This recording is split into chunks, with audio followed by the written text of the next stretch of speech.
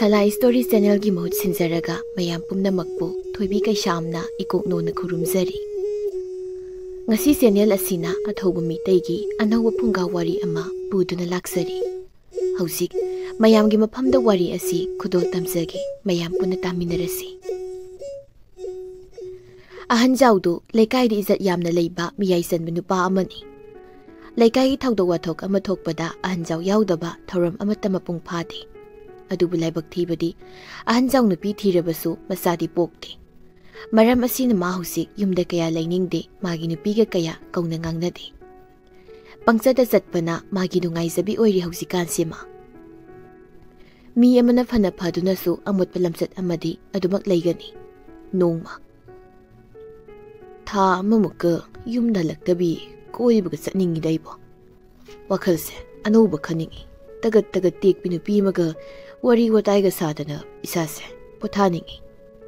Isasu pokti ituga su kauna ngangnadabu kuire waroribani haidana. Aina soirira mana soirira isadi poktre. Nongma ahan jawdu atopa kul amada thawdok ama thokbagi mana mayamgi mohut sinna wari sabat chalami sangari dani leikaigi magi kauba ahal amana.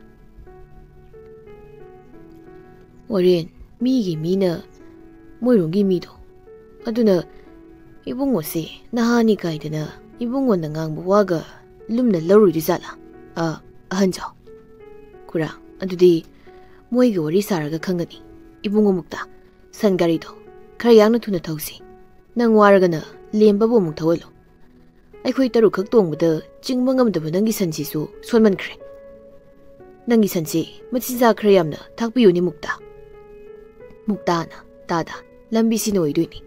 Lambi niya na kungkut kurang ngakta. Hey. Ado tahan jaw, noy na salisi kari thawram layragi. Thawram nate, thawdok ni. Nongpok sana tel kulda imungani yam thina khatna zaina mathok lamale. Madugi imungani do sangtay na biyo haidana aibu laikay adugi mising na kaubani. Tamangina adum na hai pauk tambada. Masi satpada nupi maga thingnaradi phani daibo. Nupa amana tada moigidu misi mina yawe haisi chumbrane. Mi amadi sire hai. Kamain tawduna sibano dudi yawra khanglasi. Moigidu aikhoida kinena haida boirini dudi. Oirini yawdobo kyang wali bisano nungsa sisu patan sagalai. Mangina siridu nupani moigidu sielaga pinadabagi nupa mayungi nupadu mangakta thangna lelaga sijabani hai. Adugi nupa mayungi mina nupi mayumda laman khumningli male. Ado aikhoi wangang luisi khangdaba sasi. Laikay ani dusu phuna zainabada asok apani phajan yawna mali. Kanana lalino kanana sumlibano haibado yawraga khanglani. Mai oisisu nungsa yeibasisu saibo. Lembana tada horen tadagi maido duubada yamna satiba miga manduini. Mahaloida kaisu mi asoiba sakne egise ahan jawna nupi amata khangnaraga haladi phani daibo. Ituna hanglaktaga nupina phabana ne khumla loire. Mangina phangni ahan jaw hoidu khana sainaba thokliba khuldu yorami. Khuldusu mina sikna saina ngamdana leirami. Aduga miyoi ayamba masa-masagi makutta sailang utuk watuk amam loina pairaga lambi lamsawda ayamba lainari. Sangari du lembana muk thawramli. Lembana tahan jaw sidi bera amni moisibu hausipaw hatoknari bizala. Misingsi aikhoida khamli mali. Hey salabani ro. Khulgi nupa amana ahal jaw yarokpri bungo. Ahan jawna mane ai ahan jawni lemba sandusida khamo lambi matai da khamo. Nupa aduna itawni mungani se aungta sangtai na biyo. Lekay ani se ahing tumtre. Ama hek sarokpada amasu hekta phingkat na rei. Nupa mayum gi angangdo sirabanina nupa mayum na di hena sawre. Adubu asiba mina hekta mangjawi. Lekay gi nupi masu sanglai. Ahan jaw ai khanglibra nanye tharik ni aina ni nangona pauk thakibado इमुंग अनिसिदा संग्रिंगै वरिसे सिदा हाना ताखो नुपादो मतोमता सिजबनिना नुपी मयुमदा ताइनरुबदि यारोय अदुगा नुपी मयुमदा नुपादो पामदे हारक्लबनिना मयामसु करिदे हाइरुने इने अदुदि नुपा मयुमदा हाना संगुसि हौजिक्ति नुपीदुगा नुपादुगा फना नुसिनरगा सेन सोंगलबसु नुपी मयुमना पामद्रे हारक्पदा नुपा मयुमना कशु हाइरु यारोय हौजिक्ति नुपागी इज्जतसु लोइरे पुंसिसु लोइरे मंगीना सुमी सुमी अदुना नुपा मयुमदा हाना अमुक्ता संगुसि होय होय ममांगी लेरक्सिनी लाओ लाओ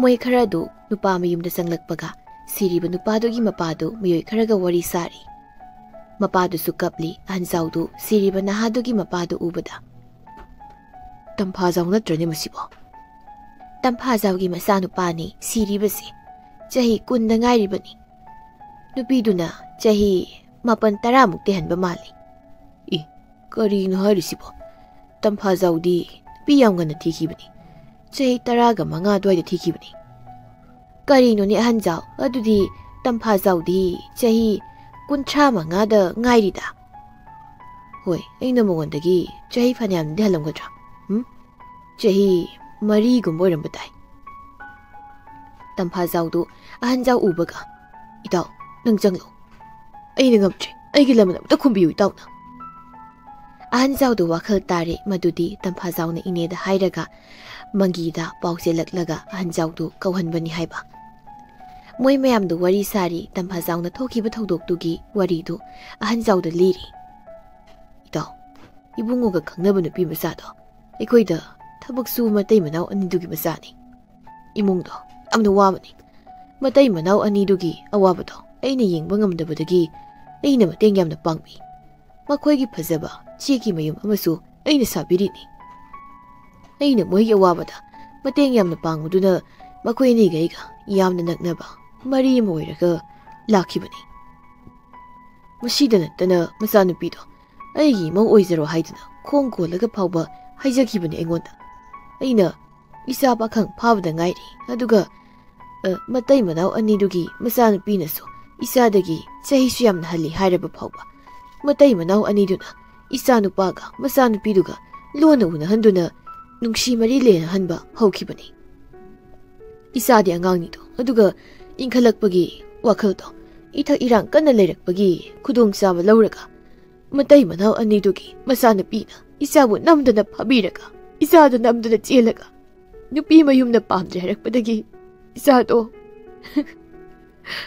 sabu moina hana lalong yatpani ahanjaw ga lakminaba mangina o nungaite ni wari si tabada ahanjaw adudi aikhoi nupi mayumduda karama mongda laman khumsige sumaina tawsi mayam aikhoi lai haiba pause nupi mayumda khangalagumsi ahanjawna dada makata biu khanaba yab wa orabadi hojek ta khana hosi aduni khana doine hosi nupido chahi 30 sure haba natro ini tarik tuna 18 adumaina hairam la traibo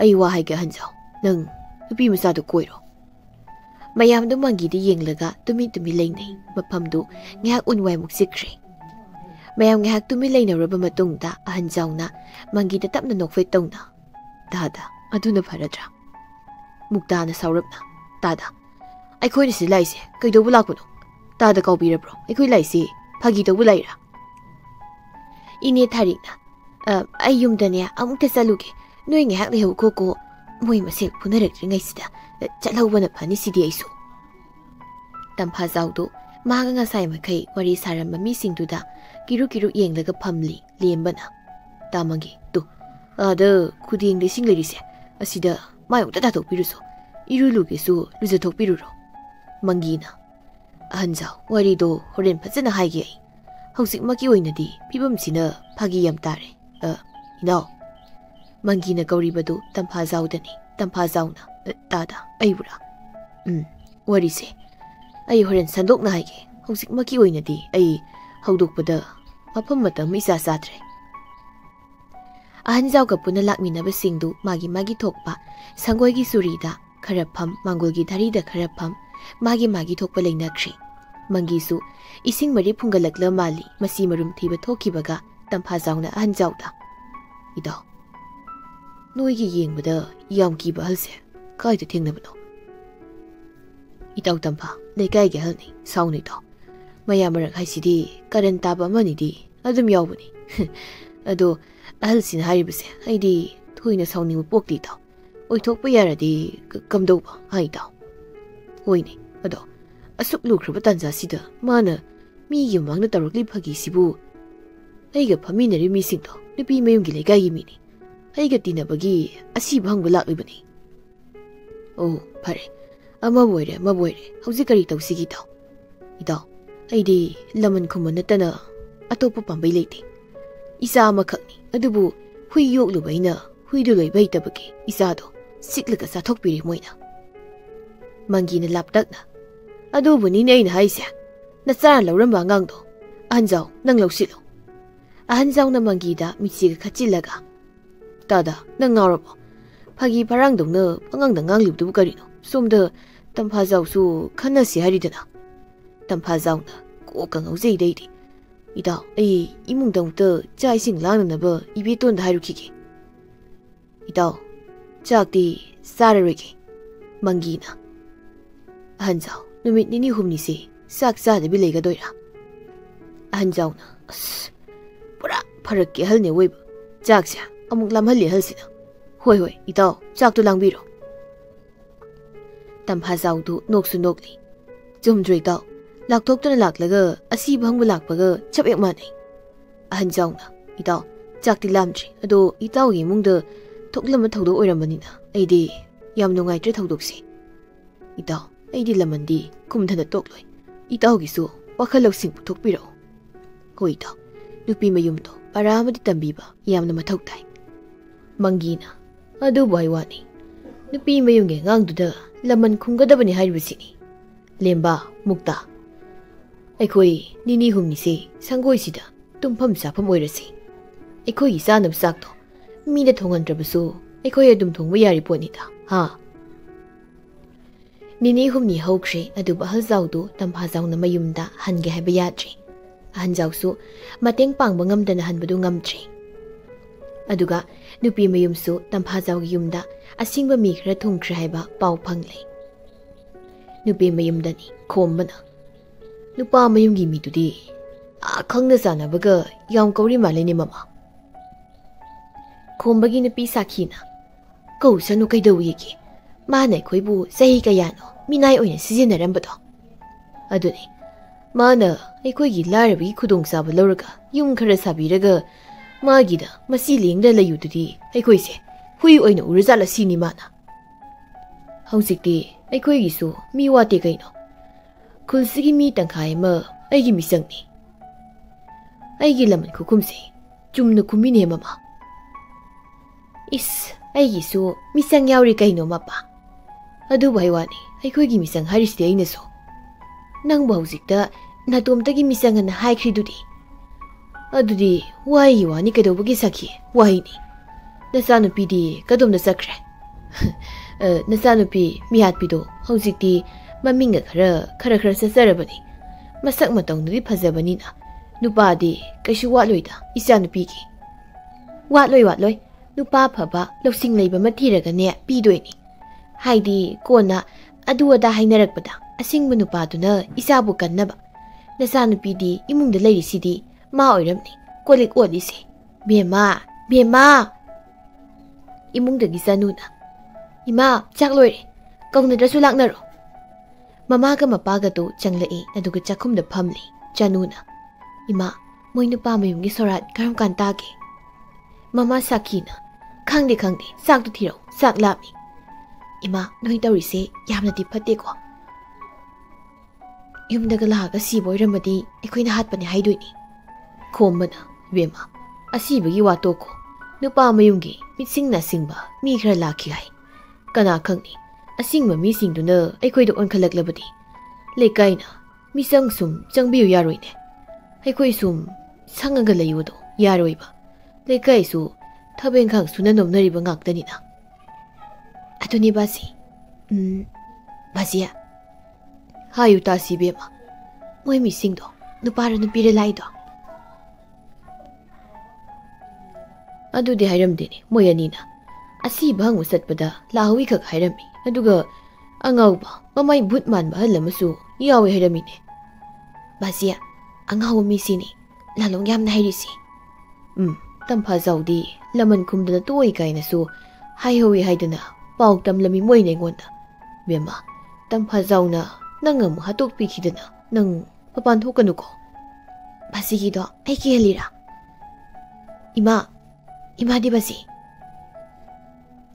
Hakamiyam salamani tummasangamani. Chakti chaksu sakramali ni pasagi tiraga. Ibani wari saringida nasai na sarang sangkrabani ne tibong lawbido. Janu di tampa zaw na mikrani haiba paug tabaduda koktak sarami. Moiki dubu ay hatnaba miga nekli bazala. Migi di masa sikrabani na lamani so ilang kumgi kalamgani. Kumdana sutoklay. Ay susibagi andoyradi. Ay sidanaba kahit daw batay. Ay katrak daw batay. Imaga basi kasu moy nengon na sana ba kumaini. Aduna moy su moy thokpa ay su ay thokpa. Moy na husik neklimi do. Ay hatnaba ni. Janu du akiba paurami. Ay namungaglisa. Ipan tampa zaw na ay ko'y panaba su yam na sinbiraga. Ay ko'y maga basi ka na karino. Ipal tampa zaw da su yam yang tirisipo. Nati. Ay ko'y basigi mapamapugi maral goy rizalo. Ipa tampa zaw gi maral singsipo. Natraga tampa zaw gi napisi. Ay ko'y basi na ko'y ramzala. Lamon kumbakay na basi na to'y napalisi. Ay wakal da karigumba kara jingna hawalim masiri. Senzaw paipa tampa zaw gi napisi. Basi na ko'y raga tampa zaw na mulaga lagbaso ay nam ki oyam gani. Aduga basibu mahana minay uyan boy gani ba? Oh. Janugi tumpam kagi thongnaw dagi chanbi na. Ita. Chanbi na tra. Chanbi. Haw ay gitari thongam tahango. Hoy hangi. Janu do thong hangi. Kari paulare chanbi. Ita nang hat pa mi krane. Nupa mayum na neklaga tham drive pau aron boy na ina tai. Migi masa siri banina soidana laman kumlakani. Ita ayam na kiri hausi. As ako'y pasigi magana tawrisa yam soyeba. Migi masay kalakpaduga ay ganamdana nungsin halaga pinatre. Anghang do ay ginungsi wakal da sikre. Aduni nangsu tamoy dikit kalit jano. As ay nasa hitarahan mo do kamay na ay ginupa oydoy no. Aduga ay niyata ba sunati ay su silpay bimungda mahuiningin ay nakalisidi ay siya tampa zaw ki mamo ohelaga mogi maral matumdo ay ko'y na mungadoy na kaluraga unatay da mangagda tawri tabak singsi ay ko'y basi sina yari taningdre aduita nahan ay ko'y basi hoy asibang wasat pa do ipal tampa zaw na lamani so'y na kumni haywe hay kay kumba nangasiradi ay di ham kapkani. Aduga moy nang siya kamay na hatoy na haybasu kangde. Mga kaaga hatoy ra, tang tilaga hatoy ra, tauriyalaga hatoy ra, kamay hatoy na su kangde. Nang dumoy na. Nakwang da nunga kiraga kulgi puke saudaga tadaraga haladi. Ita, nang yawa na sini ko. Kaino chanbi, nang nahari do. Ay aday na sibagi ay sibayati nang ay himatingam da pango. Sumay daw sita mo'y dalay ba mising do nupangag tani aduna nupadi nupi na sumbayam na lay aduna na mo'y ginikli ba mihat pa nupasing do ay ko'y ka kang na nabahanaw to na si aduga na ko'y nasilaga mo'y da tikipizaraga mayim dalan krasi o ado kamay na kang nadoy no mo'y ka ado nang mga say nupira nupara kang dahay kitay na lay mising do basi na haibra kaino ay kauri ay dahay kidi ado mo'y gating na saradi mapal kra thokpa taray da na nag irang nem taba manaba sakmay kra utpa taray da ligay da ay ko'y na kimlanda ba sarasi datu di ay na mapal to di irang nem taba malani mo'y na nilagpo na pasing do na ꯑꯩ ꯍꯥꯏꯒꯦ ꯇꯧꯔꯁꯨ ꯏꯋꯥ ꯍꯦꯛꯇ ꯀꯧꯁꯤꯜꯂꯒ ꯂꯣꯏꯔꯦ ꯀꯩꯅꯣ ꯍꯦ ꯑꯗꯨꯗꯤ ꯀꯧꯔꯤꯈꯤꯅꯣ ꯍꯅꯨꯕ ꯌꯥꯝꯅ ꯌꯥꯎꯔꯤꯕꯅꯤ ꯈꯪꯗꯦ ꯏꯇꯥ ꯑꯩꯗꯤ ꯁꯤꯕ ꯌꯥꯝꯅ ꯀꯤ ꯑꯩꯗꯤ ꯁꯤꯗꯨ ꯁꯔꯨꯛꯄꯨꯗꯤ ꯍꯅꯨꯕꯗ ꯑꯣꯏꯔꯁꯨ ꯅꯣꯡꯃ ꯅꯤꯅꯤ ꯂꯩꯁꯤꯟꯒꯗꯕꯅꯤ ꯑꯗꯨꯒ ꯏꯁꯥꯅ ꯌꯥꯗ꯭ꯔꯦꯅ ꯇꯣꯛꯂꯥꯎꯅ ꯈꯨꯝꯕ ꯂꯣꯏꯔꯦ ꯑꯃꯨꯛ ꯑꯗꯨ ꯑꯣꯏꯔꯗꯤ ꯃꯥꯁꯨ ꯃꯇꯣꯝꯇ ꯁꯤꯖꯔꯁꯅꯤ ꯏꯇꯥ ꯑꯩꯒꯤ ꯀꯣꯛꯁꯦ ꯑꯗꯨꯝ ꯌꯥꯕ꯭ꯔꯥ ꯀꯔꯟ ꯉꯥꯡꯒꯅꯨ ꯍꯌꯦꯡ ꯎꯅꯁꯤ ꯑꯩ ꯆꯠꯂꯦ ꯆꯅꯨ ꯆꯅꯨꯗꯨ ꯂꯩꯀꯥꯏ ꯐꯖꯅ ꯀꯣꯏꯕ ꯍꯧꯈ꯭ꯔꯦ ꯁꯣꯝꯗꯅ ꯅꯨꯄꯥ ꯃꯌꯨꯝꯗ ꯄꯥꯎ ꯑꯃ ꯇꯥꯔꯤ ꯆꯅꯨꯗꯨ ꯃꯄꯥꯜ ꯊꯣꯛꯄ ꯍꯧꯔꯦ ꯀꯩꯊꯦꯜ ꯀꯥꯕ ꯍꯧꯔꯦ ꯍꯥꯏꯕꯒꯤ ꯄꯥꯎꯅꯤ ꯃꯣꯏꯅ ꯇꯥꯔꯤꯕꯁꯤ ꯇꯝꯐꯥꯖꯥꯎꯒꯤ ꯅꯨꯄꯤ ꯏꯕꯦꯇꯣꯟꯅ ꯃꯄꯥ ꯅꯣꯏꯒꯤ ꯂꯃꯟ ꯈꯨꯝꯅꯕꯗꯣ ꯇꯣꯛꯑꯣꯗ ꯑꯩꯈꯣꯏꯅ ꯃꯤꯅꯨꯡꯁꯤ ꯀꯥ ꯍꯦꯟꯖꯤꯜꯂꯨꯕꯒꯤ ꯑꯁꯣꯏꯕꯅꯤ ꯈꯟꯗꯣꯛꯂꯁꯤ ꯏꯆꯥꯒꯤ ꯂꯃꯟꯁꯤꯡꯗꯨꯅ ꯇꯣꯛꯂꯣꯏ ꯑꯩ ꯑꯍꯟꯖꯥꯎꯒ ꯋꯥꯔꯤ ꯁꯥꯒꯦ ꯃꯇꯩ ꯃꯅꯥꯎꯗꯨ ꯑꯍꯟꯖꯥꯎꯒꯤ ꯂꯩꯐꯝ ꯁꯪꯒꯣꯏꯗ ꯆꯪꯂꯛꯏ ꯑꯗꯨꯒ ꯃꯄꯥꯟꯗꯒꯤ ꯏꯇꯥꯎ ꯑꯍꯜꯖꯥꯎ ꯃꯣꯏꯒꯤ ꯃꯆꯥꯅꯨꯄꯤꯗꯣ ꯂꯥꯟꯖꯗꯕꯤ ꯁꯥꯕꯤꯗꯣ ꯃꯄꯥꯟ ꯊꯣꯛꯑꯦ ꯍꯥꯏꯔꯤꯅꯦ ꯑꯗꯨꯗꯤ ꯑꯩꯈꯣꯏ ꯍꯧꯖꯤꯛ ꯀꯩꯗꯧꯁꯤꯒꯦ ꯏꯇꯥꯎ ꯑꯩꯗꯤ ꯂꯃꯟꯗꯤ ꯈꯨꯝꯗꯅꯗꯤ ꯇꯣꯛꯂꯣꯏ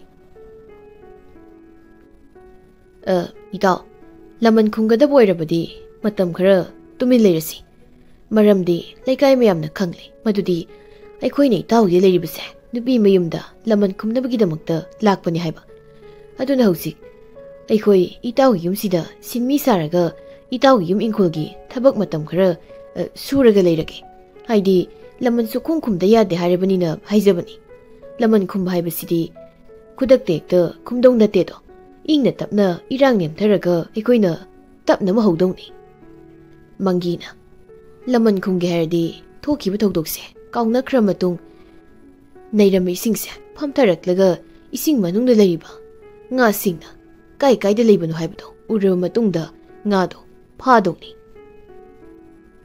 ꯇꯝꯐꯥꯖꯥꯎꯅ ꯏꯄꯪ ꯄꯪꯅ ꯇꯥꯗꯒꯤ ꯄ꯭ꯔꯃꯥꯟꯁꯦ ꯐꯖꯩꯅꯤ ꯏꯇꯥꯎ ꯑꯗꯨꯗꯤ ꯄꯨꯈ꯭ꯔꯤ ꯑꯃ ꯃꯊꯧ ꯇꯥꯏꯅꯦ ꯉꯥ ꯌꯣꯛꯅꯕ ꯀꯅꯥꯒꯤ ꯄꯨꯈ꯭ꯔꯤ ꯋꯥꯏꯅꯤ ꯑꯗꯨꯗꯤ ꯃꯪꯒꯤꯅ ꯁꯤꯁꯨ ꯄꯪꯁꯤꯡ ꯁꯤꯡꯕ ꯃꯤ ꯅꯠꯇꯦꯅꯦ ꯃꯥꯒꯤ ꯋꯥꯈꯜꯗ ꯄꯨꯈ꯭ꯔꯤ ꯅꯩꯕꯒꯤ ꯋꯥꯈꯜꯗ ꯆꯠꯈ꯭ꯔꯦꯅꯦ ꯑꯍꯟꯖꯥꯎꯅ ꯑꯩꯈꯣꯏꯁꯨ ꯂꯩꯀꯥꯏꯒꯤ ꯃꯤꯁꯤꯡꯒ ꯇꯣꯠꯅ ꯇꯤꯟꯅꯕ ꯀꯧꯅ ꯉꯥꯡꯅꯕ ꯑꯃ ꯃꯊꯧ ꯇꯥꯏ ꯏꯇꯥꯎ ꯑꯗꯨꯒ ꯅꯨꯄꯤ ꯃꯆꯥꯗꯨꯒꯤ ꯃꯅꯥꯛ ꯌꯧꯁꯤꯟꯕ ꯉꯝꯒꯅꯤ ꯃꯁꯛ ꯃꯇꯧ ꯐꯖꯔꯝꯂꯒꯅ ꯏꯆꯥꯁꯨ ꯄꯣꯛꯄ ꯅꯠꯇꯦ ꯑꯩꯗꯤ ꯏꯇꯨ ꯑꯣꯏꯔꯒ ꯂꯣꯏꯔꯦ ꯇꯝꯐꯥꯖꯥꯎꯗ ꯊꯃꯣꯏ ꯄꯦꯟꯅ ꯃꯗꯨꯃꯛꯅꯤ ꯑꯩꯅ ꯄꯥꯝꯂꯤꯕꯁꯤꯁꯨ ꯏꯇꯥꯎ ꯏꯆꯥꯒꯤ ꯑꯣꯏꯕ ꯑꯃ ꯐꯪꯗ꯭ꯔꯕꯁꯨ ꯅꯨꯄꯤꯗꯣ ꯏꯇꯥꯎꯅ ꯂꯧꯕ ꯄꯥꯝꯃꯤ ꯏꯇꯥꯎ ꯐꯥꯒꯤ ꯇꯧꯕꯅꯦ ꯑꯩꯒꯤꯗꯣ ꯃꯤꯅ ꯇꯥꯔꯒ ꯀꯩꯅꯣꯝꯃ ꯈꯟꯈꯤꯕ ꯇꯥꯔꯦ ꯃꯪꯒꯤꯅ ꯇꯝꯐꯥꯖꯥꯎꯒꯤꯗ ꯊꯕꯛ ꯁꯨꯔꯒ ꯂꯩꯔꯝꯕ ꯅꯨꯄꯤ ꯊꯤꯔꯕ ꯑꯍꯜ ꯑꯃꯅ ꯇꯝꯐꯥꯖꯥꯎꯒꯤ ꯃꯃꯧ ꯑꯣꯏꯒꯦ ꯇꯧꯔꯝꯕ ꯅꯨꯄꯤꯗꯣ ꯄꯨꯔꯒ ꯆꯠꯈ꯭ꯔꯦ ꯀꯥꯏꯅ ꯍꯥꯏꯔꯗꯤ ꯅꯨꯄꯤꯗꯨꯒꯤ ꯃꯄꯥꯗꯨꯗꯤ ꯏꯖꯠ ꯄꯨꯡꯂꯣꯏ ꯂꯣꯏꯔꯦꯅꯦ ꯍꯥꯏ ꯏꯕꯨꯡꯉꯣꯁꯥ ꯇꯝꯐꯥꯖꯥꯎꯒꯤ ꯅꯨꯄꯤꯅ ꯑꯁ ꯅꯣꯏ ꯋꯥꯔꯤꯁꯦ ꯑꯩ ꯇꯥꯕ ꯌꯥꯝ ꯍꯩꯅꯗ꯭ꯔꯦ ꯑꯩ ꯆꯪꯉꯦ ꯃꯇꯝ ꯈꯔ ꯑꯃꯨꯛ ꯍꯧꯈ꯭ꯔꯤ ꯑꯍꯟꯖꯥꯎꯁꯨ ꯃꯇꯝ ꯀꯨꯏꯅ ꯂꯩꯔꯛꯄꯒ ꯅꯨꯄꯤ ꯀꯣꯏꯅꯤꯡꯕꯒ ꯃꯪꯒꯤꯅ ꯍꯨ ꯈꯔ ꯀꯥꯞꯁꯤꯟꯕꯒ ꯑꯍꯜꯖꯥꯎꯁꯨ ꯋꯥꯈꯜꯗ ꯏꯔꯥꯡ ꯈꯔꯗꯤ ꯑꯗꯨꯃꯛ ꯍꯧꯔꯤ ꯏꯇꯨꯁꯨ ꯏꯆꯥ ꯄꯣꯛꯄ ꯉꯝꯗ꯭ꯔꯦ ꯑꯩꯁꯨ ꯅꯨꯄꯤ ꯑꯃ ꯊꯤꯅꯤꯡꯕ ꯀꯨꯏꯔꯕꯅꯤ ꯃꯁꯤ ꯑꯩꯅ ꯈꯗ꯭ꯔꯛ ꯇꯧꯔꯒ ꯅꯨꯄꯤꯗꯣ ꯑꯣꯏꯅ ꯄꯨꯔꯒ ꯆꯠꯈꯤꯅꯤꯁꯦ ꯍꯥꯏꯗꯤ ꯏꯆꯥ ꯄꯣꯛꯇ꯭ꯔꯦꯅ ꯑꯩꯒꯤ ꯅꯨꯄꯤ ꯑꯃ ꯂꯩꯅ ꯅꯨꯄꯤ ꯑꯃ ꯍꯦꯛꯇ ꯊꯤꯖꯤꯜꯂꯛꯄ ꯍꯥꯏꯕꯁꯦ ꯑꯩꯁꯦ ꯄꯨꯛꯆꯦꯜ ꯌꯥꯝꯅ ꯄꯤꯛꯄ ꯃꯤꯅꯦ ꯍꯦꯛꯇ ꯍꯥꯏꯗꯧꯔꯤꯕꯅꯤ ꯏꯇꯨꯅ ꯑꯉꯥꯡ ꯄꯣꯛꯇꯕ ꯃꯇꯩ ꯃꯅꯥꯎ ꯀꯌꯥ ꯌꯨꯝ ꯄꯥꯟꯃꯤꯟꯅꯔꯤ ꯅꯨꯡꯁꯤ ꯆꯥꯟꯅ ꯑꯗꯨꯝ ꯂꯩꯃꯤꯟꯅꯔꯤ ꯑꯁꯤꯒꯨꯝꯕ ꯐꯖꯔ ꯋꯥꯔꯤ ꯃꯌꯥꯝ ꯑꯁꯤꯒꯤ ꯃꯔꯛꯇ ꯂꯩꯀꯥꯏ ꯈꯨꯟꯅ ꯑꯩꯕు ꯋꯥꯈꯜ ꯇꯥꯕ ꯃꯤꯃꯥꯡ ꯊꯣꯛꯄ ꯃꯤꯅꯤꯅ ꯏꯀꯥꯏ ꯈꯨꯝꯅꯔꯤꯕꯁꯤꯒꯤ ꯑꯣꯟꯅ ꯇꯩꯅꯕꯗ ꯑꯩꯅ ꯅꯨꯄꯤ ꯑꯃ ꯊꯤꯕ ꯍꯥꯏꯕꯁꯦ ꯑꯩꯒꯤ ꯏꯀꯥꯏ ꯈꯨꯝꯅꯕ ꯃꯥꯡꯒꯗꯣꯏꯅꯤ ꯑꯍꯟꯖꯥꯎꯁꯤ ꯇꯁꯦꯡꯅ ꯃꯤꯌꯥꯝꯅ ꯌꯥꯕ ꯃꯤ ꯑꯃ ꯑꯣꯏꯔꯒꯁꯨ ꯃꯥꯒꯤꯁꯨ ꯐꯠꯇꯕ ꯇꯣꯈꯥꯏꯕ ꯀꯣꯛ ꯑꯃꯗꯤ ꯂꯩꯖꯔꯤ ꯅꯨꯄꯤ ꯑꯃ ꯊꯤꯅꯤꯡꯕꯒꯤ ꯀꯣꯛ ꯑꯗꯣ ꯉꯁꯤ ꯃꯥꯕꯨ ꯃꯤꯌꯥꯝꯒꯤ ꯏꯀꯥꯏ ꯈꯨꯝꯅꯕ ꯐꯪꯂꯤꯕꯁꯤ ꯃꯪꯒꯤꯒꯤ ꯃꯄꯥꯜꯅꯅꯤ ꯉꯁꯤ ꯃꯐꯝꯁꯤꯗ ꯂꯥꯛꯂꯤꯕꯁꯤꯁꯨ ꯃꯪꯒꯤꯒꯤ ꯂꯥꯂꯣꯡ ꯑꯃꯗ ꯑꯍꯜꯖꯥꯎꯅ ꯂꯥꯛꯂꯤꯕꯅꯤ ꯃꯪꯒꯤꯒꯤ ꯋꯥꯔꯤ ꯂꯩ ꯋꯥꯔꯤꯁꯤꯁꯨ ꯍꯧꯖꯤꯛ ꯈꯠꯅꯔꯤꯕ ꯏꯃꯨꯡ ꯑꯅꯤꯁꯤꯒ ꯃꯔꯤ ꯌꯥꯝꯅ ꯂꯩꯅꯩ ꯑꯍꯟꯖꯥꯎꯗꯨ ꯃꯪꯒꯤꯒ ꯁꯪꯒꯣꯏ ꯃꯅꯤꯡꯗ ꯄꯩꯌꯥ ꯑꯃꯃꯝ ꯄꯥꯏꯔꯒ ꯃꯌꯥ ꯀꯟꯅ ꯇꯛꯂꯤ ꯃꯪꯒꯤꯅ ꯍꯧꯖꯤꯛꯇꯤ ꯑꯩꯒꯤ ꯑꯔꯣꯏꯕ ꯂꯥꯂꯣꯡꯁꯦ ꯑꯍꯟꯖꯥꯎ ꯅꯪꯁꯨ ꯈꯪꯕ ꯌꯥꯔꯦꯅꯦꯀꯣ ꯍꯥ ꯌꯥꯔꯦ ꯇꯥꯗꯒꯤ ꯋꯥꯔꯤꯗꯨꯅꯤ ꯑꯩꯅ ꯇꯥꯗꯣꯏꯁꯤ ꯑꯗꯣ ꯅꯪꯁꯨ ꯅꯁꯥꯏ ꯀꯥꯟꯅꯕꯅꯦꯕꯨ ꯍꯥꯏꯔꯗꯤ ꯅꯇꯨ ꯅꯆꯥ ꯐꯥꯎꯕ ꯀꯥꯎꯏ ꯏꯇꯨ ꯂꯩꯔꯁꯨ ꯏꯆꯥꯗꯤ ꯂꯩꯇ꯭ꯔꯤꯀꯣ Aduna aigi itusisu yumda leisanu aduga isamu pokpa yabi itumaga pamlibane idi. Imaga basigagi sakrisune kanglakpa ngamasanate tada. Miyamna fana uba misingse manungda tinamadi adum changanbani. Kari batada. Kaishu haidi ai. Oh, adudi tadagi wari oni tausi tada. Wari se aigi oigi maina saklibase sidagi hawra siekta. Mangidu magi wari lirai. Mangina miyai salakpa matamni nong mangidu sahi 15 suraba nupa masa amaga chahi 10 sudriba nupa masa amaga migi mapamsa kauba ma yauri. Moya humdu maya marakta saksari mangina. Tampazao. Chakto nabuk thana sauko. Komba nangi sakto. Ising ay ziladi kay daure. Komba na kura. Chakta sam yauramiba. Chakta sam yaurambay bu ising ay zin bro. Matang chakta ising ay zin gano ko tahoy de ko. Amuk saw kramare do. Tampazao nangsu chakta ising mo ay zila bro. Ang komasu chakta ising ay zila siti kura. Onthokpa nidago noyani se. Chahi khara haukre komaga tampazao ga pakhang phare. Adubu komadu mabuk yamna luba marai turi kanba mabuk yamna phattaba miyoy oirami. Nongma mangida kombana. Kura hauzikti aigin ko saruk piro. Aisu nupi thiraga isagi yum saraga leiningi. Komba nangbu karigi tokaina leigadoino ne. Aigi leiriba lanthum singse nasina nangnoyanina adum phangadorobani ne. Kanana tampazao gaiga isili naung na hariba. Aikoi ni kurani yokpani kaino. Tampazao dagi aina hana su yolakpani. Aina su mangondagi halli. Masu mama pa leita masani. Aisu imai pa leita masani. Ibunga komba. Noyani leibagini ngasi aina nupi thidana noyani bu isa sakna naukonduna punna hingminaraklibase. Aduda khangdeidi aigi lawingkol saruk piyo walore. Mangidu wakal nungai mandadana kombagi paudu tampazao da tammi. Tampa nangsu nangi lawingkol saruk piro harakadoira. Kura aidi karigi haigadoribano. Aiga kuraga na yadraga manekta ngangodrani kura. Ma mabuk yam patradi yumdagi tangi tandokro kurana. Hey madu yadeko. Aina noyanibu isa amangne khalaga yolakibani. Noyani nasina nauni. Ingkolgi maramgidabak noyani kainaba yadeko. Nongma ahing amani kombaga tampazao gado wari sari tampazao na. Kurana sidringai lawingkolse. Ibani mapam makhangni thoknabadi pharabani komba. Tampa nang sigi matangse kem yarokano ai sum toroke. Mana aikoi ni pokpa nate aduga ibani su isili naw nate. Kana khangni atopa nganga magamu yoksilaklabadi. Ibani na phangdok sarukto mi uhumda hita khaidokidoini. Aduna mi yamdringai lawingkol yenthoknabagi kokni aina sanai simangonda. Aduna nang wanganglakano ai sum toroke. Singba malaga yamna pangba kombagi kok tampazao na khangi. Ahingdu tampazao du mangigi manakta thamoi sokna sanglei. Tampazao na mangida.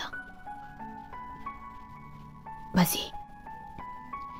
Tampazao na mangida basi kaurakpada mangidu mabuning aduki matik nungsizarami.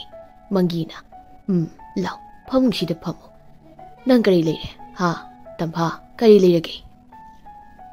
Tampazao na mangida kombagi maramda semjin sajinba wari kaya matamsili. Mangidu thamoi sokna kablei.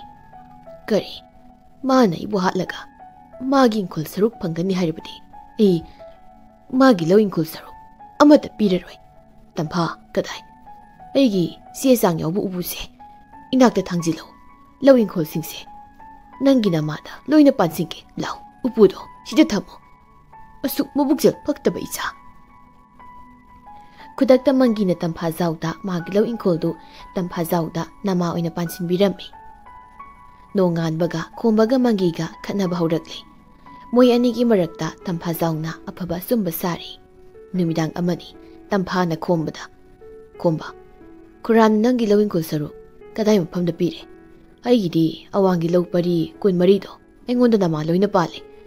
ꯑꯩꯈꯣꯏ ꯂꯩꯔꯤꯕ ꯌꯨꯝꯐꯝ ꯏꯪꯈꯣꯜꯁꯤꯁꯨ ꯑꯩꯉꯣꯟꯗ ꯄꯤꯔꯦ ꯀꯔꯤ ꯂꯧ ꯄꯔꯤ 15 ꯅꯪꯉꯣꯟꯗ ꯅꯃꯥ ꯄꯥꯜꯂꯦ ꯍꯥꯏꯕ ꯂꯧꯗꯤ ꯄꯔꯤ 14ꯗꯒꯤ ꯍꯦꯟꯅ ꯂꯩꯕꯁꯨ ꯅꯠꯇꯦ ꯃꯥꯒꯤ ꯏꯪꯈꯣꯜꯁꯨ ꯁꯤ ꯈꯛꯇꯅꯤ ꯂꯩꯔꯤꯁꯦ ꯇꯝꯐꯥꯖꯥꯎꯅ ꯈꯣꯝꯕꯗ ꯁꯦꯔꯥꯟꯒ ꯇꯨꯔꯥꯟꯒ ꯄꯥꯎ ꯑꯃꯨꯛ ꯇꯝꯁꯤꯜꯂꯤ ꯑꯍꯤꯡꯗꯨ ꯈꯣꯝꯕꯗꯨ ꯃꯈꯨꯠꯇ ꯊꯥꯡꯃꯩ ꯑꯃ ꯄꯥꯏꯔꯒ ꯃꯪꯒꯤꯒꯤ ꯇꯨꯝꯐꯝ ꯀꯥꯗ ꯆꯪꯂꯛꯏ ꯃꯪꯒꯤꯅ ꯍꯩ ꯅꯪ ꯑꯩꯒꯤ ꯅꯥꯛꯇ ꯀꯔꯤ ꯇꯧꯕ ꯆꯪꯂꯛꯂꯤꯕꯅꯣ ꯍꯥ ꯀꯨꯔꯥ ꯑꯩꯁꯦ ꯅꯪ ꯍꯥꯠꯄ ꯆꯪꯂꯛꯂꯤꯕꯅꯤ ꯍꯩ ꯇꯝꯐꯥ ꯅꯪꯕꯨ ꯇꯥꯕ꯭ꯔꯥ ꯈꯣꯝꯕꯁꯦ ꯑꯩ ꯍꯥꯠꯄꯅꯦ ꯍꯥꯏꯗꯅ ꯆꯪꯂꯛꯂꯤꯅꯦ ꯑꯩꯒꯤ ꯀꯥꯗ ꯇꯝꯐꯥꯖꯥꯎꯗꯨ ꯃꯪꯒꯤꯅ ꯀꯧꯕꯗꯨ ꯊꯣꯡꯖꯤꯜꯗ ꯂꯨꯝꯂꯒ ꯇꯥꯔꯤ ꯑꯗꯨꯕꯨ ꯈꯨꯝꯗꯦ ꯈꯣꯝꯕꯅ ꯃꯪꯒꯤꯁꯦ ꯍꯥꯠꯇꯣꯛꯂꯕ ꯃꯇꯨꯡ ꯑꯩꯅ ꯈꯣꯝꯕꯁꯦ ꯌꯨꯝꯁꯤꯗ ꯃꯤꯅꯥꯏ ꯑꯣꯏꯅ ꯁꯤꯖꯤꯟꯅꯒꯦ ꯅꯨꯃꯤꯗꯥꯡꯗ ꯈꯣꯝꯕꯅ ꯃꯪꯒꯤꯗꯨ ꯃꯃꯥꯏꯗ ꯊꯥꯎ ꯍꯩꯖꯤꯜꯂꯒ ꯃꯩ ꯊꯥꯔꯝꯃꯤ ꯇꯥꯟꯖꯥꯗꯨꯗ ꯂꯩꯀꯥꯏꯒꯤ ꯃꯤ ꯑꯃ ꯆꯦꯟꯁꯤꯜꯂꯛꯇꯅ ꯃꯪꯒꯤꯕꯨ ꯀꯜꯂꯝꯃꯤ ꯑꯗꯨꯒ ꯃꯪꯒꯤꯕꯨ ꯂꯩꯀꯥꯏꯒꯤ ꯅꯨꯄꯥꯗꯨꯅ ꯂꯥꯌꯦꯡꯕꯤꯔꯝꯃꯤ ꯅꯣꯡꯃ ꯂꯥꯌꯦꯡꯐꯝꯗ ꯂꯩꯀꯥꯏꯒꯤ ꯅꯨꯄꯥꯗꯨ ꯆꯪꯂꯛꯂꯒ ꯇꯥꯗ ꯅꯪ ꯌꯨꯝꯗ ꯆꯪꯂꯅꯨ ꯑꯩ ꯌꯨꯝꯗ ꯆꯪꯕ ꯌꯥꯔꯣꯏ ꯑꯩ ꯈꯪꯉꯤ ꯁꯥꯃꯨ ꯍꯣꯏ ꯇꯥꯗ ꯑꯗꯨ ꯇꯥꯗ ꯀꯔꯤꯒꯤꯅ ꯈꯣꯝꯕꯅ ꯇꯥꯗꯕꯨ ꯍꯥꯠꯅꯕ ꯇꯧꯔꯒ ꯇꯝꯐꯥꯖꯥꯎꯅ ꯊꯣꯡꯖꯤꯜ ꯃꯔꯨꯝꯗ ꯌꯦꯡꯂꯒ ꯈꯣꯝꯕꯗ ꯈꯨꯠꯅ ꯏꯪꯒꯤꯠ ꯇꯧꯔꯤꯗꯨꯕꯣ ꯇꯝꯐꯥꯖꯥꯎꯒꯤꯗꯣ ꯈꯣꯝꯕꯗ ꯀꯔꯤ ꯍꯥꯏꯅꯤꯡꯂꯤꯕꯅꯣ ꯀꯔꯤꯒꯨꯝꯕ ꯇꯥꯟꯖꯥꯗꯨ ꯑꯩ ꯆꯪꯂꯝꯗ꯭ꯔꯕꯗꯤ ꯇꯥꯗꯗꯤ ꯁꯤꯔꯕꯅꯤ ꯇꯝꯐꯥꯖꯥꯎꯗꯣ ꯑꯩ ꯂꯥꯛꯄ ꯎꯕꯗ ꯑꯃꯝꯕ ꯃꯔꯨꯝꯗ ꯂꯣꯠꯈꯤꯕꯅꯤ ꯇꯥꯗ ꯑꯩ ꯇꯝꯐꯥꯖꯥꯎꯗ ꯌꯥꯝ ꯆꯤꯡꯅꯩꯀꯣ ꯑꯩꯅ ꯂꯝꯕꯤꯗ ꯆꯪꯂꯛꯄꯗ ꯇꯥꯗꯒ ꯈꯣꯝꯕꯒ ꯂꯥꯎꯅꯔꯒ ꯂꯩꯔꯝꯗꯨ ꯇꯥꯕꯗꯒꯤ ꯑꯩ ꯊꯣꯡꯒꯥꯜ ꯀꯥꯟꯁꯤꯜꯂꯛꯄꯅꯤ ꯑꯗꯨꯒ ꯇꯝꯐꯥꯖꯥꯎꯅ ꯊꯣꯡꯖꯤꯜꯗ ꯈꯣꯝꯕꯗ ꯏꯪꯒꯤꯠ ꯇꯧꯕꯗꯨꯁꯨ ꯑꯩ ꯂꯣꯏꯅ ꯎꯏ ꯃꯪꯒꯤꯗꯨ ꯃꯥꯒꯤ ꯑꯣꯏꯒꯤ ꯃꯩꯅ ꯆꯥꯛꯄ ꯃꯃꯥꯏꯗꯨ ꯌꯥꯎꯅ ꯃꯃꯤꯠ ꯑꯅꯤꯗꯒꯤ ꯇꯥꯔꯛꯄ ꯄꯤꯅ ꯃꯃꯥꯏꯗꯨ ꯄꯨꯝꯆꯣꯠ ꯆꯣꯠꯂꯝꯃꯤ ꯃꯪꯒꯤꯗꯨ ꯃꯥꯒꯤ ꯂꯥꯌꯦꯡꯐꯝꯗꯒꯤ ꯃꯌꯨꯝꯗ ꯑꯗꯨꯝ ꯍꯟꯈꯤꯗ꯭ꯔꯤ ꯀꯗꯥꯏꯗ ꯆꯠꯈ꯭ꯔꯕꯅꯣ ꯈꯪꯈꯤꯗ꯭ꯔꯤ ꯂꯧꯁꯤꯡ ꯂꯩꯅ ꯐꯠꯇꯕ ꯇꯝꯐꯥꯖꯥꯎꯅ ꯃꯪꯒꯤꯒꯤ ꯌꯥꯝꯂꯕ ꯂꯟꯊꯨꯝꯁꯤꯡꯗꯨ ꯃꯥꯒꯤ ꯑꯣꯏꯔꯝꯃꯤ ꯑꯗꯨꯒ ꯈꯣꯝꯕꯕꯨ ꯃꯥꯅ ꯏꯪꯈꯣꯜ ꯃꯆꯦꯠ ꯑꯃ ꯄꯤꯔꯒ ꯃꯥꯅ ꯊꯕꯛ ꯑꯣꯏꯅ ꯁꯤꯖꯤꯟꯅꯔꯝꯃꯤ ꯃꯇꯝ ꯈꯔ ꯂꯩꯔꯒ ꯈꯣꯝꯕꯗꯨ ꯅꯨꯄꯤ ꯊꯤꯔꯝꯃꯤ ꯃꯆꯥꯅꯨꯄꯤ ꯑꯃ ꯄꯣꯛꯂꯝꯃꯤ ꯂꯣꯏꯅꯅ ꯈꯣꯝꯕꯗꯤ ꯃꯪꯒꯤꯒꯤ ꯂꯟꯊꯨꯝ ꯐꯪꯍꯧꯗꯕꯅ ꯇꯝꯐꯥꯖꯥꯎꯗ ꯁꯤꯡꯅꯕꯗꯤ ꯂꯦꯞꯂꯝꯗꯦ ꯃꯥꯕꯨ ꯇꯝꯐꯥꯖꯥꯎꯅ ꯃꯤꯅꯥꯏ ꯑꯣꯏꯅ ꯁꯤꯖꯤꯟꯅꯕꯒꯤ ꯂꯃꯟꯗꯤ ꯈꯨꯝꯈꯤꯅꯤ ꯍꯥꯏꯕꯁꯤ ꯈꯣꯝꯕꯒꯤ ꯋꯥꯁꯛ ꯑꯣꯏꯔꯝꯃꯤ ꯆꯍꯤ 10ꯒꯤ ꯃꯇꯨꯡ ꯇꯝꯐꯥꯖꯥꯎꯁꯨ ꯅꯨꯄꯤ ꯊꯤꯔꯦ ꯑꯃꯗꯤ ꯃꯆꯥꯅꯨꯄꯥ ꯑꯃ ꯄꯣꯛꯂꯝꯃꯤ ꯃꯪꯒꯤꯗꯨ ꯃꯥꯒꯤ ꯍꯧꯈ꯭ꯔ ꯋꯥꯔꯤꯗꯨ ꯂꯤꯅ ꯂꯤꯅ ꯃꯌꯥ ꯁꯦꯡꯕ ꯂꯣꯏꯔꯒ ꯃꯆꯤꯟ ꯇꯦꯡꯅ ꯇꯦꯡꯅ ꯋꯥꯔꯤꯁꯤ ꯅꯨꯡꯉꯥꯏꯕ꯭ꯔꯅꯦ ꯑꯍꯟꯖꯥꯎ ꯅꯨꯡꯉꯥꯏꯕꯅ ꯂꯣꯏꯔꯦ ꯇꯥꯗ ꯃꯤ ꯍꯥꯠꯅꯤꯡꯉꯤ ꯇꯥꯗꯦ ꯋꯥꯔꯤꯁꯦ ꯃꯤꯗꯤ ꯃꯣꯏ ꯃꯁꯦꯟ ꯍꯥꯠꯅꯗꯧꯅꯤ ꯃꯕꯨꯛ ꯈꯔ ꯍꯦꯟꯅ ꯐꯠꯇꯕ ꯇꯝꯐꯥꯖꯥꯎꯅ ꯑꯋꯥꯕꯁꯤ ꯈꯔ ꯍꯦꯟꯅ ꯅꯪꯗꯧꯔꯤ ꯑꯗꯨ ꯈꯣꯝꯕꯁꯨ ꯂꯦꯝꯅꯗꯤ ꯊꯥꯔꯣꯏ ꯑꯩꯅ ꯃꯣꯏ ꯑꯅꯤꯃꯛ ꯆꯩꯔꯥꯛ ꯆꯞ ꯆꯥꯅ ꯐꯪꯖꯁꯅꯨ ꯑꯃꯔꯣꯝꯗ ꯈꯣꯝꯕꯒꯤ ꯃꯆꯥꯅꯨꯄꯤꯗꯨꯒꯤ ꯃꯔꯥꯜꯗꯤ ꯅꯠꯇꯦ ꯑꯩꯅ ꯇꯥꯗ ꯀꯥꯏꯅ ꯀꯧꯔꯤꯁꯤꯗꯤ ꯈꯨꯔꯥ ꯀꯧꯔꯝꯗꯧꯅꯤ ꯇꯥꯗꯁꯦ ꯃꯃꯥꯏ ꯇꯪꯈꯥꯏ ꯃꯩꯅ ꯆꯥꯛꯄꯁꯤꯅ ꯃꯦꯟꯃꯥꯟ ꯑꯃ ꯇꯥꯍꯟꯗꯕꯅꯤꯅꯦ ꯍꯥ ꯑꯗꯨ ꯇꯥꯗ ꯑꯩ ꯅꯨꯄꯤ ꯑꯃꯗꯤ ꯊꯤꯕ ꯌꯥꯗꯦ ꯏꯆꯥ ꯄꯥꯝꯃꯤ ꯑꯩ ꯍꯣꯏ ꯃꯤꯅꯐꯅ ꯐꯔꯁꯨ ꯐꯅ ꯊꯃꯣꯏ ꯆꯥꯎꯔꯕꯁꯨ ꯑꯍꯦꯟꯕꯗꯤ ꯑꯗꯨꯝ ꯄꯥꯝꯕꯅꯤꯕꯣ ꯑꯗꯨꯕꯨ ꯅꯪꯅ ꯅꯪꯒꯤ ꯅꯨꯄꯤꯗꯨꯒꯤ ꯊꯃꯣꯏ ꯍꯦꯟꯅ ꯀꯥꯏꯍꯟꯒꯗꯕꯒꯤ ꯁꯔꯨꯛꯄꯨꯗꯤ ꯂꯩꯀꯥꯏꯅ ꯑꯃꯗꯤ ꯅꯪꯒꯤ ꯅꯨꯄꯤꯅꯁꯨ ꯅꯪꯕꯨ ꯍꯦꯟꯅ ꯏꯀꯥꯏ ꯈꯨꯝꯅꯅꯕ ꯃꯃꯥ ꯃꯄꯥ ꯂꯩꯇ꯭ꯔꯕ ꯑꯉꯥꯡ ꯑꯃ ꯑꯣꯏꯅ ꯊꯤꯔꯒ ꯌꯣꯛꯑꯣ ꯑꯍꯟꯖꯥꯎ ꯑꯗꯨꯅ ꯈ꯭ꯋꯥꯏꯗꯒꯤ ꯐꯕ ꯄꯥꯎꯇꯥꯛꯅꯤ ꯑꯩꯒꯤꯗꯤ ꯇꯥꯗ ꯑꯩ ꯃꯤꯆꯥ ꯌꯣꯛꯄ ꯀꯤꯔꯦ ꯑꯩ ꯑꯃꯨꯛ ꯃꯩ ꯊꯥꯔꯒ ꯍꯥꯠꯈꯤꯗꯅ ꯏꯔꯥ ꯑꯗꯨꯗꯤ ꯈꯨꯌꯣꯛꯀꯤ ꯃꯈꯥ ꯄꯣꯜꯂꯤꯕꯣ ꯀꯥꯟꯅꯗꯦ ꯉꯁꯤꯗꯤ ꯅꯨꯄꯤ ꯃꯌꯨꯝꯗ ꯍꯦꯛ ꯆꯠꯁꯤ ꯈꯣꯝꯕꯗꯣ ꯃꯁꯛ ꯌꯦꯡꯅꯤꯡꯉꯤ ꯇꯝꯐꯥꯖꯥꯎꯗꯤ ꯌꯦꯡꯅꯤꯡꯗ꯭ꯔꯦ ꯃꯆꯥ ꯁꯤꯕꯒꯤ ꯑꯋꯥꯕ ꯃꯁꯛꯇꯣ ꯌꯦꯡꯅꯤꯡꯗ꯭ꯔꯦ ꯈꯤꯔꯦ ꯉꯁꯤ ꯈꯔꯅꯤꯁꯦ ꯑꯩ ꯅꯪꯉꯣꯟꯗ ꯂꯝꯃꯤꯠ ꯇꯨꯃꯤꯠ ꯐꯖꯅ ꯑꯃꯨꯛꯇ ꯇꯥꯛꯈꯤꯒꯦ ꯂꯩꯔꯛ ꯈꯨꯜꯂꯛ ꯃꯁꯛ ꯇꯥꯛꯈꯤꯒꯦ ꯏꯕꯨꯡꯉꯣ ꯆꯅꯨꯁꯨ ꯂꯩꯀꯥꯏ ꯀꯣꯏꯕ ꯂꯦꯞꯇꯦ ꯑꯗꯨꯕꯨ ꯃꯪꯒꯤ ꯍꯣꯏ ꯑꯍꯜꯖꯥꯎ ꯍꯣꯏꯗꯨ ꯊꯦꯡꯅꯔꯒꯁꯨ ꯃꯁꯛ ꯈꯪꯅꯗꯕꯅ ꯁꯛꯈꯪꯅꯕ ꯉꯝꯂꯝꯗꯦ ꯆꯅꯨ ꯑꯃꯗꯤ ꯆꯟꯕꯤꯒꯤ ꯂꯥꯂꯣꯡ ꯃꯥꯏ ꯄꯥꯛꯇ꯭ꯔꯤ ꯑꯗꯨꯒ ꯃꯪꯒꯤꯅ ꯑꯍꯜꯖꯥꯎꯗ ꯂꯤꯈꯤ ꯋꯥꯔꯤꯗꯨꯗꯤ ꯇꯝꯐꯥꯖꯥꯎꯒꯤ ꯅꯨꯄꯤꯅ ꯁꯪꯒꯣꯏꯗ ꯏꯟꯁꯥꯡ ꯄꯤꯕ ꯂꯥꯛꯄꯗ ꯑꯃꯨꯛ ꯇꯥꯈ꯭ꯔ ꯃꯥꯜꯂꯦ ꯇꯝꯐꯥꯖꯥꯎ ꯀꯣꯛꯆꯥꯎꯕꯤ ꯀꯥꯈ꯭ꯔꯦ ꯀꯔꯤ ꯍꯥꯏꯕ ꯃꯃꯥꯏ ꯆꯥꯛꯄ ꯕꯨꯠ ꯃꯥꯟꯕ ꯑꯍꯜꯗꯨ ꯈꯨꯔꯥ ꯃꯪꯒꯤꯅꯤ ꯍꯥꯏꯕ ꯍꯩ ꯏꯕꯦꯇꯣꯟ ꯑꯩꯈꯣꯏ ꯂꯩꯔꯤꯕ ꯌꯨꯝꯁꯦ ꯃꯥꯒꯤꯅꯤꯅꯦ ꯑꯩ ꯍꯧꯖꯤꯛ ꯀꯔꯤ ꯇꯧꯅꯤ ꯅꯍꯥꯟꯗꯣ ꯑꯩ ꯃꯥꯒꯤ ꯋꯥꯔꯤꯗꯣ ꯂꯣꯏꯅ ꯇꯥꯍꯧꯏ ꯃꯄꯥ ꯑꯩꯈꯣꯏ ꯋꯥ ꯉꯥꯡꯂꯣꯏꯁꯤ ꯇꯁꯦꯡꯅ ꯏꯆꯥꯒꯤ ꯂꯃꯟ ꯈꯨꯝꯕ ꯂꯥꯛꯄ ꯃꯤꯅꯤ ꯃꯣꯏ ꯈꯣꯝꯕ ꯍꯣꯏꯗ ꯆꯠꯀꯅꯤ ꯍꯥꯏꯕꯅꯤ ꯆꯠꯁꯅꯨ ꯀꯨꯝꯍꯩ ꯌꯦꯡꯁꯤ ꯑꯣ ꯐꯔꯦ ꯑꯗꯨꯗꯤ ꯀꯨꯝꯃ ꯌꯦꯡꯁꯤ ꯑꯗꯣ ꯑꯩ ꯀꯤꯗꯤ ꯀꯤꯍꯦ ꯃꯃꯥ ꯁꯣꯝꯗ ꯃꯪꯒꯤ ꯑꯍꯜꯖꯥꯎ ꯂꯦꯝꯕ ꯃꯨꯛꯇꯥ ꯃꯣꯏ ꯃꯌꯥꯝꯗꯨ ꯈꯣꯝꯕꯒꯤ ꯌꯨꯝꯗ ꯂꯥꯛꯏ ꯈꯣꯝꯕꯅ ꯃꯪꯒꯤ ꯃꯁꯛ ꯈꯪꯗꯦ ꯃꯔꯝꯗꯤ ꯃꯪꯒꯤꯒꯤ ꯃꯃꯥꯏ ꯇꯪꯈꯥꯏ ꯃꯩꯅ ꯆꯥꯛꯄꯅꯤꯅ ꯑꯗꯨꯕꯨ ꯇꯝꯐꯥꯖꯥꯎ ꯍꯣꯏꯗ ꯂꯩꯕ ꯃꯤꯑꯣꯏꯕꯅ ꯈꯣꯝꯕꯗꯨ ꯑꯍꯜꯖꯥꯎ ꯑꯃꯗꯤ ꯃꯪꯒꯤꯗ ꯀꯧꯇꯛꯇꯤ ꯆꯥꯔꯤ ꯃꯪꯒꯤꯅ ꯅꯣꯏꯕꯨ ꯑꯩꯈꯣꯏ ꯂꯥꯛꯄꯁꯦ ꯀꯤꯕ꯭ꯔꯅꯤ ꯏꯆꯥꯆꯥ ꯂꯩꯀꯥꯏ ꯃꯤꯁꯤꯡꯁꯨ ꯊꯥꯡ ꯇꯦꯟ ꯄꯥꯏꯗꯨꯅ ꯍꯨꯞꯇꯅ ꯑꯩꯈꯣꯏꯒꯤ ꯇꯨꯡ ꯂꯣꯏꯅ ꯏꯟꯅꯔꯛꯂꯤ ꯁꯨꯃꯥꯡ ꯊꯣꯡꯒꯥꯜꯁꯤꯁꯨ ꯂꯩꯀꯥꯏꯒꯤ ꯃꯤ ꯉꯥꯛꯇ ꯉꯥꯏꯈ꯭ꯔꯦꯅꯦ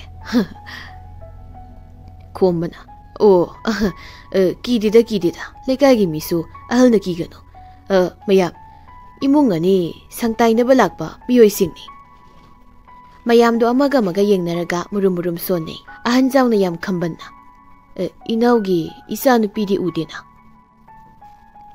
ꯂꯩꯅꯤ ꯏꯆꯥꯅꯨꯄꯤꯗꯣ ꯑꯗꯨꯝ ꯂꯩꯅꯤ ꯇꯥꯗ ꯃꯥ ꯂꯣꯠꯇꯦ ꯑꯣ ꯐꯔꯦ ꯃꯁꯛꯇꯨ ꯌꯦꯡꯅꯤꯡ ꯇꯧꯕꯅꯤ ꯇꯥꯗ ꯋꯥꯔꯤ ꯍꯧꯕꯤꯔꯣ ꯃꯪꯒꯤꯗꯤ ꯈꯣꯝꯕ ꯎꯕꯗ ꯃꯈꯨꯠꯇꯨ ꯈꯨꯇꯨꯝ ꯇꯥꯏ ꯑꯗꯨꯒ ꯈꯣꯟꯖꯦꯜ ꯀꯜꯂꯞꯅ ꯃꯪꯒꯤꯅ ꯈꯣꯝꯕ ꯍꯥꯏꯕ ꯅꯠꯇ꯭ꯔꯣ ꯅꯪꯒꯤ ꯃꯤꯡꯗꯣ ꯍꯥꯏꯕꯨꯡꯉꯣ ꯃꯥꯅꯤ ꯇꯥꯗ ꯅꯣꯏꯒꯤ ꯋꯥꯔꯤꯁꯦ ꯅꯨꯡꯉꯥꯏꯗꯧꯔꯤꯅꯦ ꯑꯩꯗꯤ ꯍꯧꯖꯤꯛ ꯇꯝꯐꯥꯖꯥꯎꯒꯤ ꯃꯄꯥ ꯃꯆꯥꯒꯤ ꯋꯥꯔꯤ ꯑꯩꯅ ꯃꯨꯟꯅ ꯀꯨꯞꯅ ꯈꯪꯂꯦ ꯂꯩꯀꯥꯏꯒꯤ ꯃꯤꯁꯤꯡꯁꯨ ꯃꯨꯟꯅ ꯇꯥꯕꯤꯌꯨ ꯇꯝꯐꯥꯖꯥꯎꯒꯤ ꯃꯆꯥꯅ ꯃꯁꯥ ꯃꯇꯣꯝꯇ ꯃꯉꯛꯇ ꯊꯥꯡꯅ ꯂꯦꯜꯂꯒ ꯁꯤꯖꯔꯤꯕꯒꯤ ꯃꯔꯝ ꯑꯇꯩ ꯀꯔꯤꯒꯤꯁꯨ ꯅꯠꯇꯦ ꯈꯣꯝꯕꯒꯤ ꯃꯆꯥꯅꯨꯄꯤꯗꯣ ꯇꯝꯐꯥꯖꯥꯎꯒ ꯑꯔꯣꯟꯕ ꯃꯔꯤ ꯍꯥꯟꯅ ꯂꯩꯅꯔꯝꯃꯤ ꯃꯗꯨ ꯈꯪꯂꯛꯄꯗꯒꯤ ꯇꯝꯐꯥꯖꯥꯎꯒꯤ ꯃꯆꯥꯅꯨꯄꯥꯗꯣ ꯏꯀꯥꯏꯕ ꯍꯦꯟꯃꯟꯗꯅ ꯃꯁꯥ ꯃꯇꯣꯝꯇ ꯁꯤꯕ ꯑꯣꯏꯔꯝꯂꯦ